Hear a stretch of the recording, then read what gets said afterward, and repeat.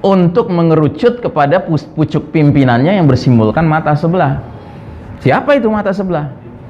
Ya bagi kita umat Islam bukan barang baru. Kelak di akhirat nanti seringkali orang-orang kafir itu berangan-angan, berandai-andai di dunia mereka jadi muslim. Za'ubiddin, mengolok-olok agama. Hati-hati. Dosa mengolok-olok agama ini kelasnya bukan kelas dosa kecil, bukan dosa besar, tapi dosa pembatal keimanan. Dan jangan salah ya, kita nggak mengolok-olok agama, tapi kita dengerin orang ngolok-olok agama dan kita ikut ketawa lagi gitu ya. Itu juga termasuk sama, kita batal iman kita. Nah hari ini orang mengolok-olok agama gampang apa susah dicari? Gampang banget, dan melenggang mereka. Saya kalau ditanya, Ustadz contoh dong apa pembatal keimanan, saya selalu menyebut dua contoh ini karena dua contoh ini harus sangat kita waspadai, dan hari ini dahsyat sekali dua contoh ini. Yang pertama,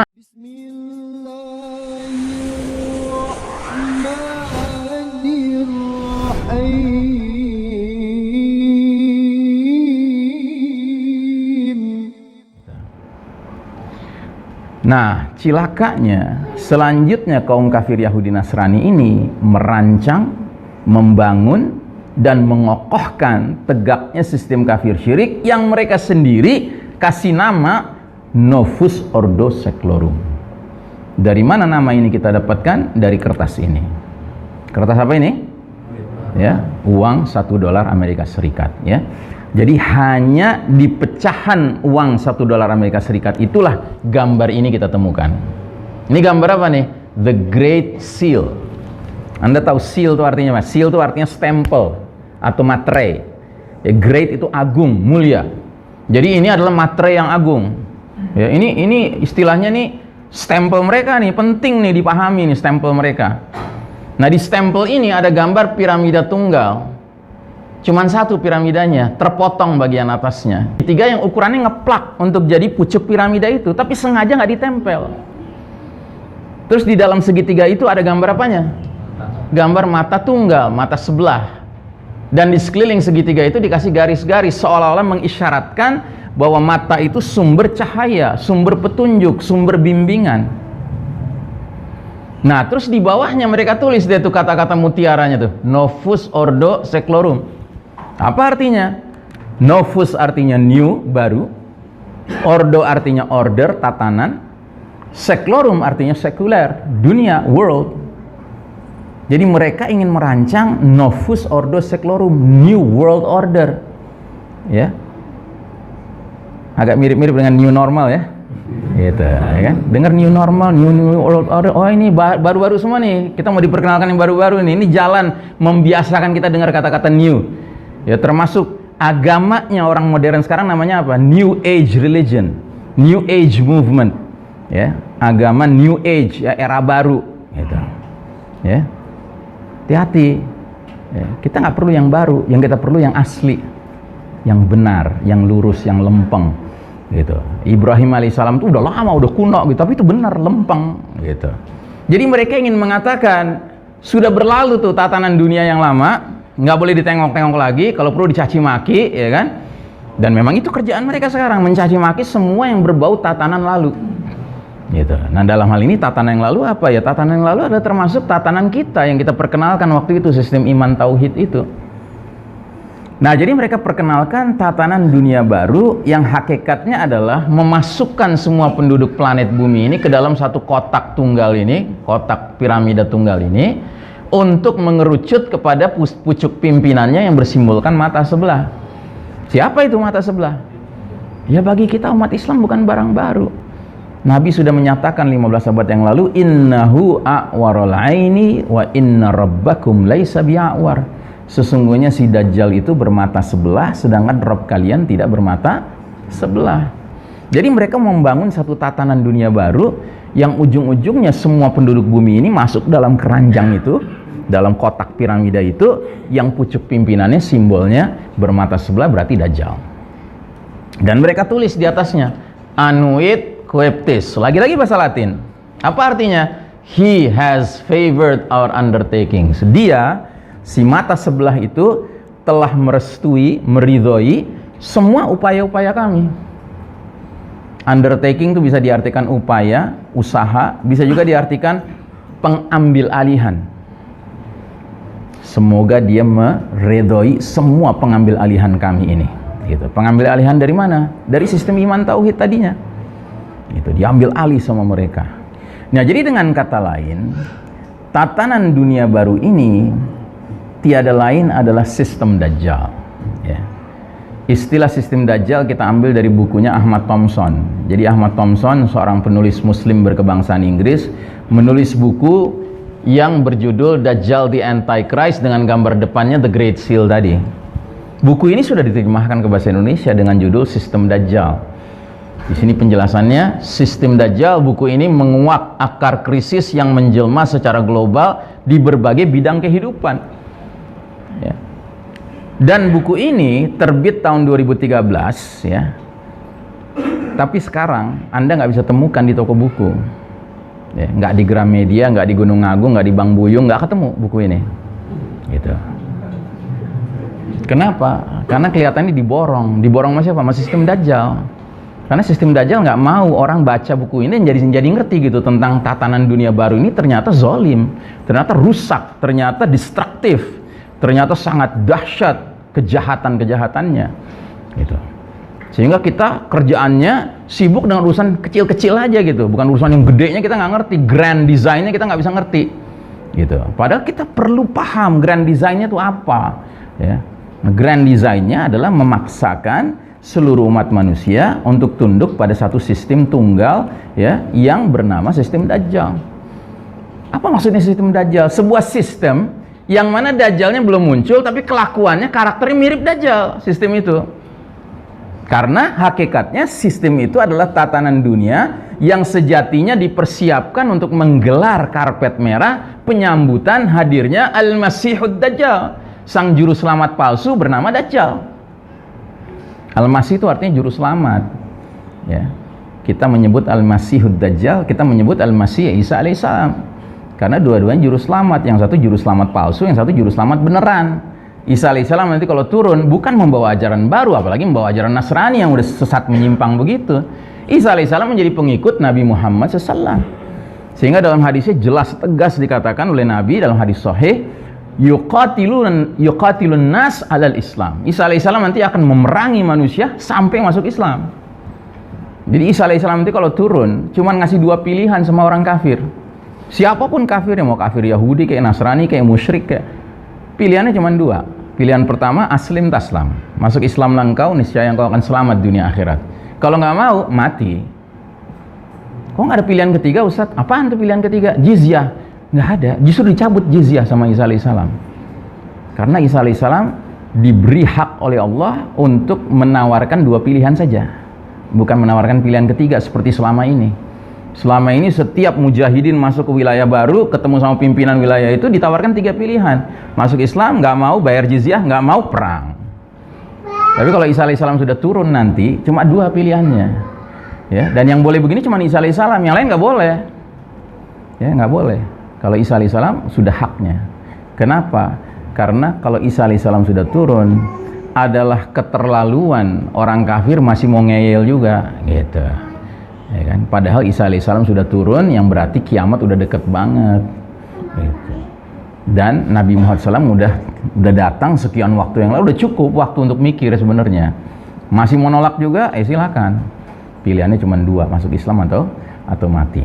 Ya. Bahkan akan ada nanti orang-orang kafir yang saking takutnya dengan mati, akhirnya kepaksa masuk Islam, gitu.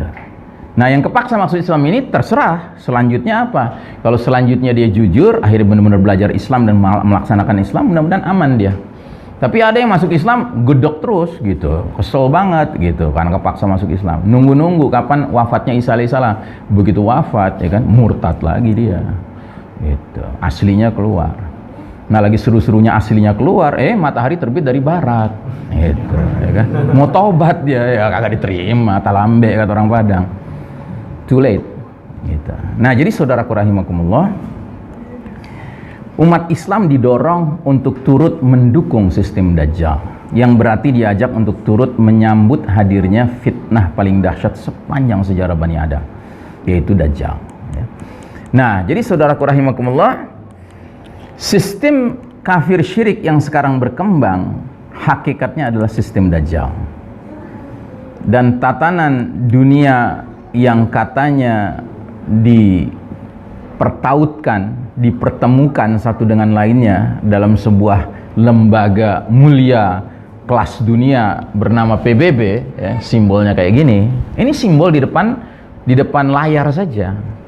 Simbol aslinya apa? Nos, Novus Ordo Seclorum. Itu simbol aslinya. Ya, karena PBB ini ibaratnya judur, ibaratnya dinding, ibaratnya tembok tempat bersembunyi Yahudi. Gitu. Dengan segala cabang-cabangnya. Cabang-cabangnya PBB apa? UNESCO. Apa lagi? WHO. Keluar. Who? Bacanya who? Siapa gitu kan? Oh dia. Oh who? WHO. Gitu kan? Itu bagian dari itu, ya.